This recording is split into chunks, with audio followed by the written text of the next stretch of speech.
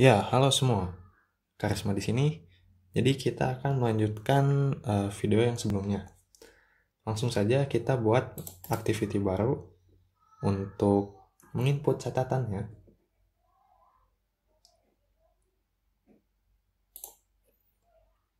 Kita beri nama create node activity.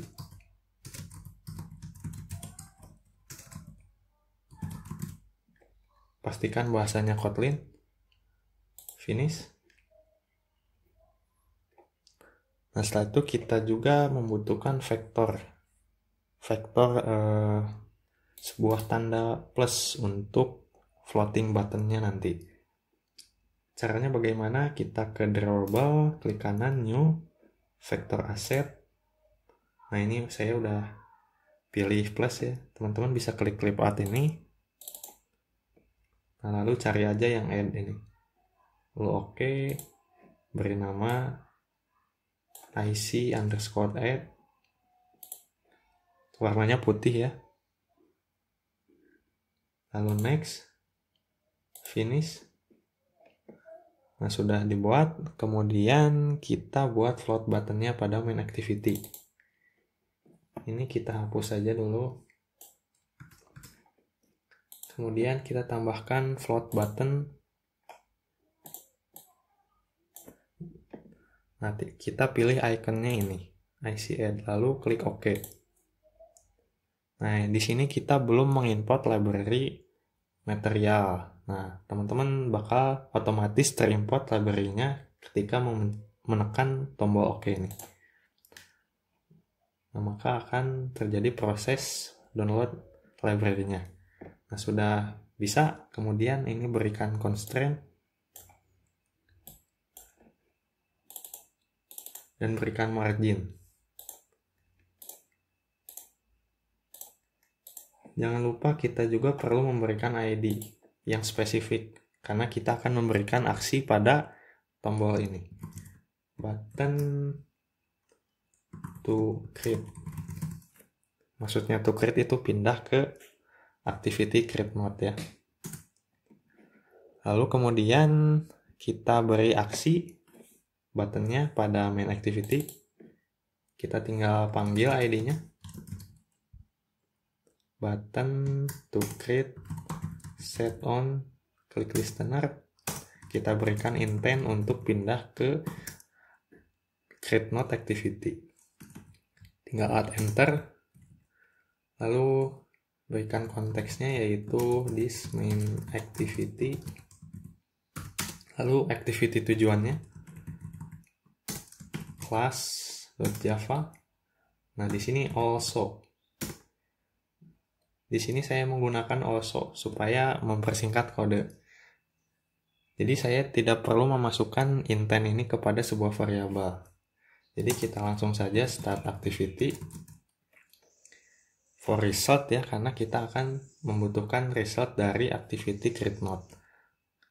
Enter. Nah, di sini ada dua parameter yaitu intentnya dan request kodenya. Nah, intentnya itu kita bisa tinggal memberikan parameter it ini ya. Jadi maksudnya it di sini adalah intent itu sendiri. Kan kalau biasanya kita membuat dahulu variabel, memasukkan intent kepada variabel, lalu variabelnya dimasukkan ke start activity for result ini. Nah, dengan also ini kita hanya perlu memasukkan it sehingga intentnya ada di dalam sini. Lalu it, lalu koma. Tadi parameternya apa saja saya lupa.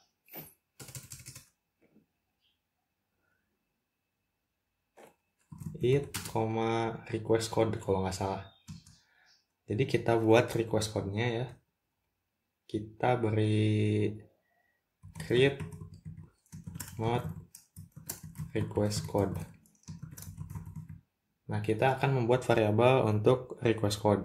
Nah, supaya bisa diakses dari activity lain, kita perlu menerapkan companion object. Kita buat di dalam sini create node sama dengan kita beri kodenya 1. Nah, maka kita sudah dapat pindah ke activity create node. Selanjutnya kita buat handle handler buat intentnya di create node activity. Kita akan menghandle intentnya ketika kita sudah mengisi node yang akan kita inputkan. Jadi kita edit terlebih dahulu layoutnya. Kita tambahkan edit text ya. Kita pilih plain text lalu drag ke sini. Berikan constraint seperti biasa. Karena di sini kita menggunakan constraint layout. Beri margin. Lalu jangan lupa beri ID ya. Kita beri ID 80_node. Kemudian saya width-nya 0 dp mid constraint supaya stretch ke ujung dari paremnya. Kita beri margin juga. Nah, di sini saya tidak akan terlalu fokus kepada UI ya, karena di sini kita akan fokus mengenai bagaimana cara menggunakan room. Ini hapus saja teksnya.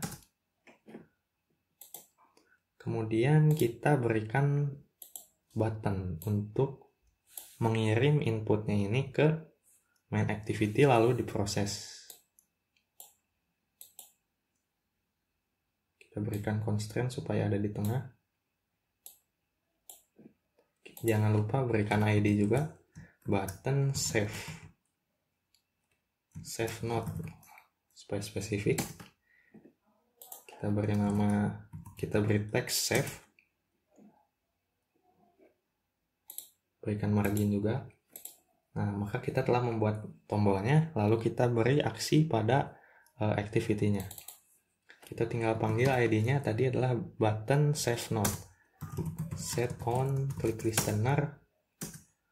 Nah, di sini kita memasukkan intent yang kita dapat pada sebuah variabel.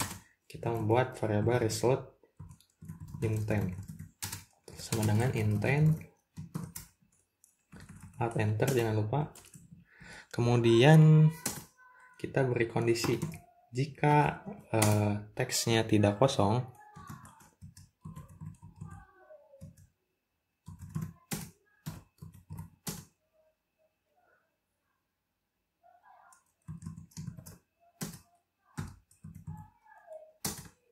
jadi ini maksudnya kan text util is empty, berarti edit text ini kosong, tapi saya berikan negasi di sini. Jadi maksud di sini adalah jika edit text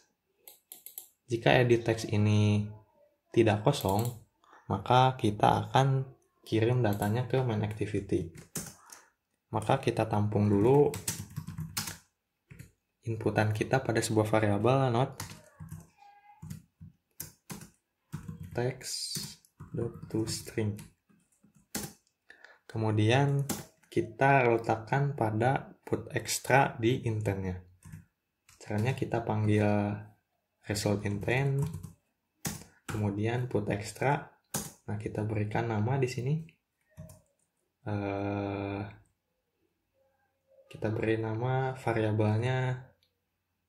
Oh iya, kita akan masukkan namanya kepada sebuah variabel. Seperti tutorial-tutorial saya di sebelumnya mengenai intent. Nah, supaya variabel new node ini bisa diakses dari activity lain, kita perlu menggunakan companion object. Kemudian kita buat new node. Isinya adalah new underscore node. Kemudian kita masukkan nilai yang akan dikirim, yaitu node.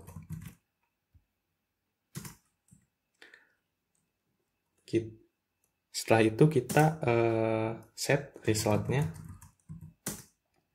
Di sini saya akan memberikan result OK, karena data ada dan akan dikirimkan ke main activity, sehingga resultnya OK. Kemudian kita sertakan juga intentnya, dan kita juga berikan kondisi lain, else. Kita berikan result juga, tapi resultnya adalah cancel karena jika masuk ke dalam kondisi ini edit text-nya kosong, jadi tidak mengirim data apapun. Yang terakhir kita finish supaya untuk mendestroy activity ini, kemudian kembali lagi ke main activity dengan membawa data. Nah, data ini cara menghandle-nya adalah dengan on activity result. Maka kita di sini perlu mengoverride dari app-compat activity method on activity result. Nah, tapi sebelum itu kita buat terlebih dahulu view model untuk melakukan operasi input ke room database. Jadi kita klik kanan, new Kotlin file or class. Kita beri nama node view model.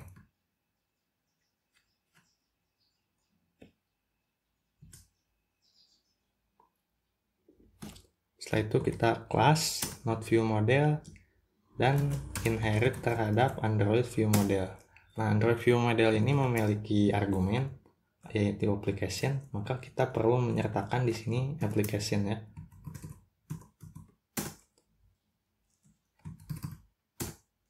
Kemudian buka curl, lalu kita deklarasikan DAO dan room database di sini.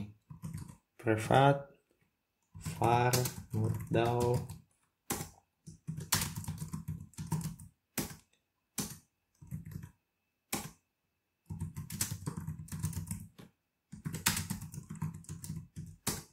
Nah, di sini pasti akan merah karena kita akan memasukkan isinya di constructor ya.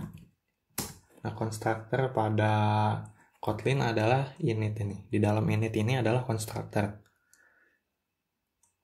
Kita deklarasikan node db sama dengan node room database get database. Nah, kita masukkan di sini application. Ini kita beri pointer 0 ya, supaya tidak perlu ada ini. Kemudian node DAO sama dengan node db, kita panggil abstrak fungsinya yang node DAO. Berikan juga null pointernya. Kemudian kita buat fungsi untuk insert data yang kita kirim di create node activity tadi. Kita berikan parameternya adalah string ya. Kemudian ini akan insert to database. Kita buat fungsi lagi dengan memasukkan parameter text node juga. Kenapa ini perlu dilakukan? Karena supaya main activity tidak punya akses langsung terhadap fungsi untuk langsung yang menginputkan ke database. Jadi kita sertakan dua fungsi untuk menginsert. Insert supaya cepat begini saja. Ini alt enter create function. Nah, sudah ya text node. Kemudian di sini baru kita masukkan ke database. Caranya kita harus melakukan ini pada background thread ya. Di sini saya akan menggunakan coroutine. Dispatcher.io, di sini io ini maksudnya berjalan di background, bukan berjalan di main thread. Kemudian launch. Nah, kita terlebih dahulu membuat ID untuk node-nya. Karena pada entitas yang kita buat di sini ada ID dan node. Maka kita perlu mengenerate ID-nya. Kita buat ID-nya node ID sama dengan uid.random.id to string.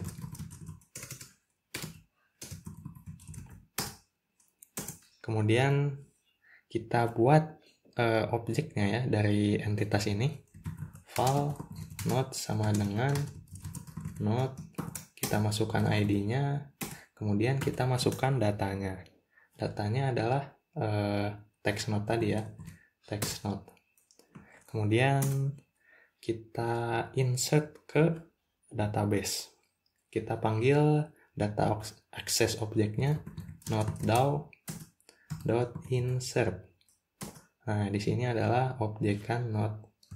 Kita masukkan node ini ke dalam parameter insert. Kemudian tambahkan null pointer juga. Nah, kemudian kita akan akses fungsi ini di onActivityResult. Nah, kita sudah membuatnya ya. Kita berikan kondisi if request code sama dengan create node request code dan resultnya oke.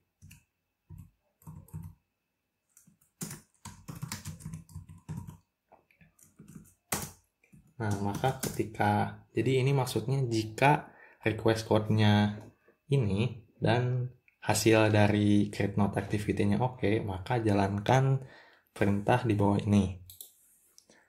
Nah, jadi perintahnya kita akan tangkap dulu datanya, data intent ini.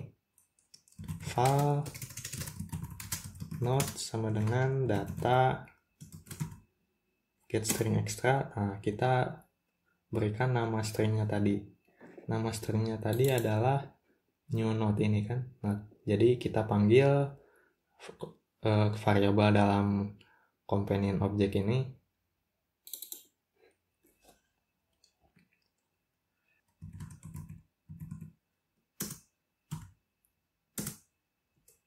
Nah, setelah kita mendapatkan datanya, lalu kita insert pada database melalui view model tadi. Nah, view modelnya kita perlu deklarasikan terlebih dahulu. Caranya bagaimana? Private let init var model not view model. Nah, di sini kita panggil modelnya sama dengan view model provider this get. Nah, kita panggil not view modelnya. Setelah itu di sini kita panggil modelnya model.insert. Nah, kita masukkan node-nya. Run with no check. Nah, jadi jika node-nya tidak nol, masukkan node-nya ke database. Setelah itu kita berikan toss ya supaya kita bisa lihat hasilnya apakah insertnya berhasil atau tidak. Kita buat toss di sini. Make text this, node berhasil ditambahkan. Kemudian lengthnya jangan lupa untuk show. Dan jika tidak ditambahkan, kita juga akan berikan toss ya.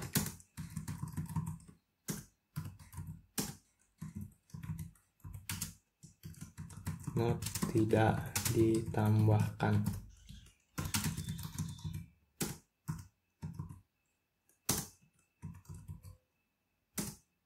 Nah, sekarang kita coba run aplikasinya.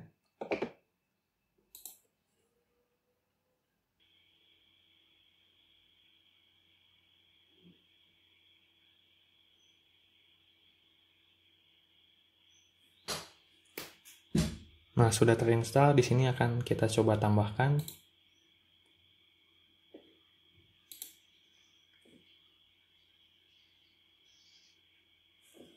Tambahkan tutorial node. Maka kita save di sini. Nah, node berhasil ditambahkan ya. Berarti node berhasil ditambahkan, yakni masuk ke kondisi ini. Nah, pada video selanjutnya kita akan belajar bagaimana cara menampilkan data yang sudah kita inputkan. Jadi, tinggal tonton video selanjutnya. Jangan lupa share ke teman-teman kalian yang lagi belajar pengembangan aplikasi Android. Sampai jumpa.